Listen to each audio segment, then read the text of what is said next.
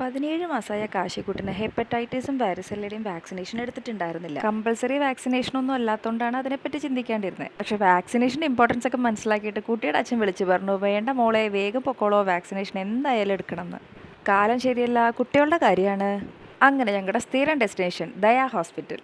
കണ്ടൻ ജനിച്ചപ്പോൾ തൊട്ടേ ഡോക്ടർ അഭിലായിരുന്നു കാണിക്കണ്ടായിരുന്നത്. ഇത്രയും വർഷമായിട്ട് ഒരേ ഡോക്ടറെ തന്നെ കാണിക്കുകയാണെങ്കിൽ വിശ്വാസം മാത്രമല്ല, അനുഭവം കൂടിയാണ്. കുട്ടികൾക്ക് കളിക്കാൻ ഇഷ്ടംപോലെ ടോയ്സ് ഉണ്ടായിരുന്നുകൊണ്ട് ഡോക്ടർക്ക് വെയിറ്റ് ചെയ്തിരിക്കുമ്പോൾ വലിയ ബുദ്ധിമുട്ടൊന്നും ഉണ്ടായില്ല. പരമാവധി ആൻറ്റിബയോട്ടിക് ഒക്കെ ഒഴിവാക്കിയിട്ട് ആവശ്യത്തിനുള്ള മെഡിസിൻ മാത്രം തരും. നമുക്ക് സമാധാനം തരുന്ന രീതിയിൽ കുട്ടികളുടെ കാര്യങ്ങൾ നമ്മളോട് കമ്മ്യൂണിക്കേറ്റ് ചെയ്യുകയും ചെയ്യുന്നതുകൊണ്ടാണ് ഈ ഡോക്ടറോട് ഇത്രയും നമുക്ക് വിശ്വാസം. അങ്ങനെ കാശിക്കുട്ടൻ്റെ ടേണായി. അമ്മൂമ്മ കാശിക്കുട്ടനും കൊണ്ട് വാക്സിൻ എടുക്കാൻ അകത്തേക്ക് കയറി. ചാനൽ സബ്സ്ക്രൈബ് ചെയ്യാൻ മറക്കരുത് കേട്ടോ. അങ്ങനെ ഒന്നും അറിയാതെ ചിരിച്ച് കളിച്ച് അകത്തേക്ക് പോയ കാശിക്കുട്ടൻ വരുന്ന വരവ് കണ്ടോ? ഞാനൊരു കൊച്ചു കുട്ടിയല്ലേ, എന്നോട് എന്തിനീ ക്രൂരത? മക്കളുടെ ആരോഗ്യം മുഖ്യം പിക്കിലേ. വാക്സിനേഷൻസിൻ്റെ ഇമ്പോർട്ടൻസ് ഒക്കെ എല്ലാവരും മനസ്സിലാക്കിയിട്ട് മക്കൾക്ക് വാക്സിൻ ഒക്കെ എടുക്കണം കേട്ടോ.